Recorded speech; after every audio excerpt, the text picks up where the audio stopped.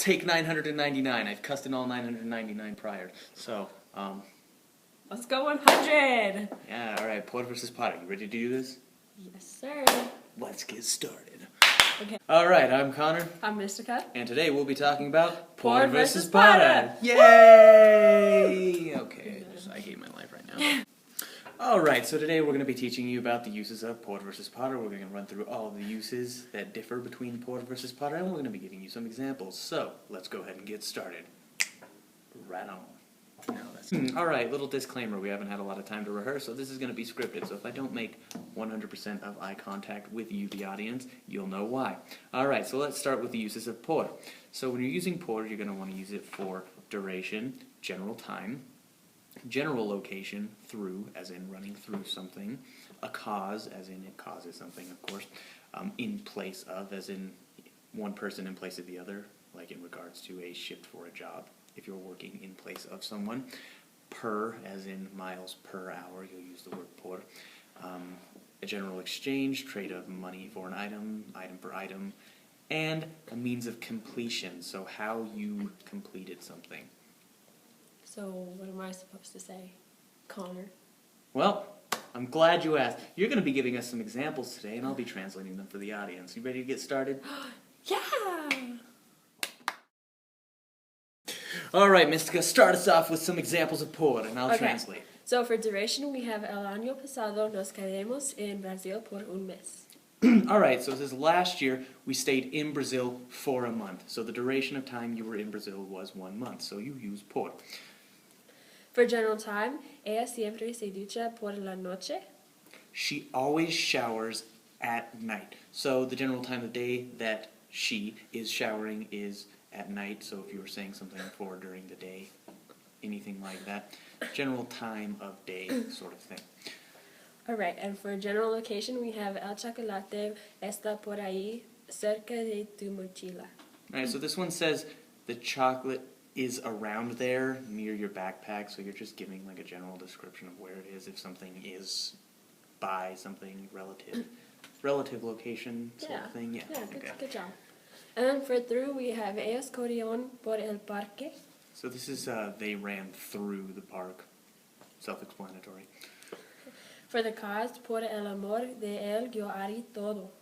Okay, so for the love of him, I would do anything.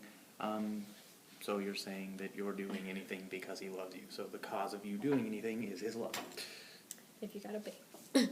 En place of, Raúl está enfermo, yo voy a trabajar por él. Alright, so this is Raúl is sick, I'm going to work for him. So again, with the covering the shift thing, you're working in place of Raúl. Sí.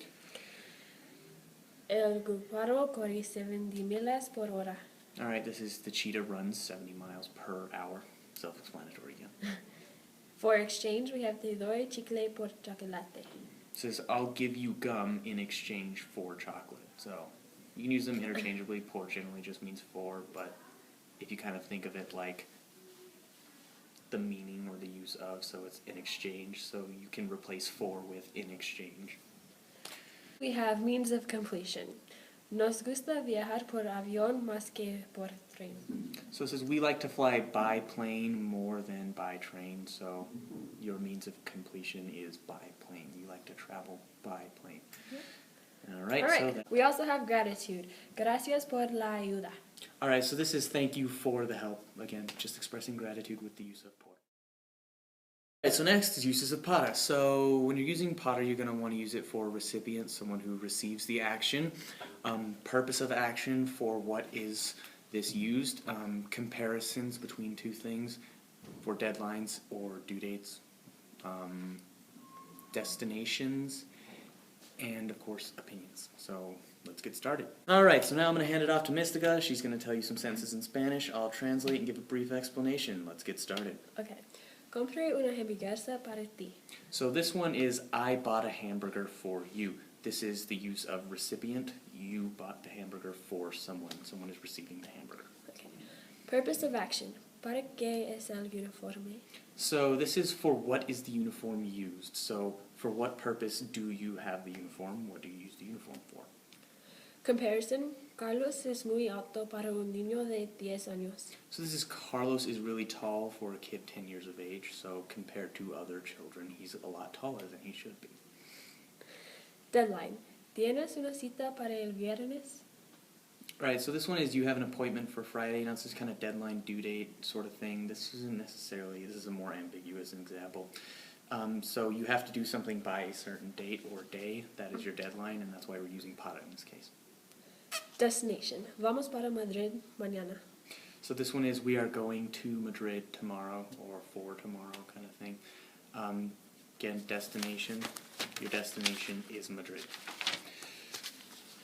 And then we'll just keep going and cut that out. You got the opinion piece.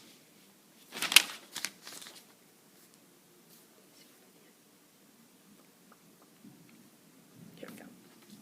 Okay. For opinion. No fuimos a escalar la montaña porque eso habría sido demasiado difícil para mi madre.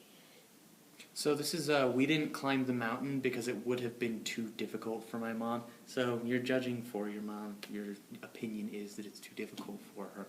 So this is just the last case to use para in for an opinion, and that's a wrap. You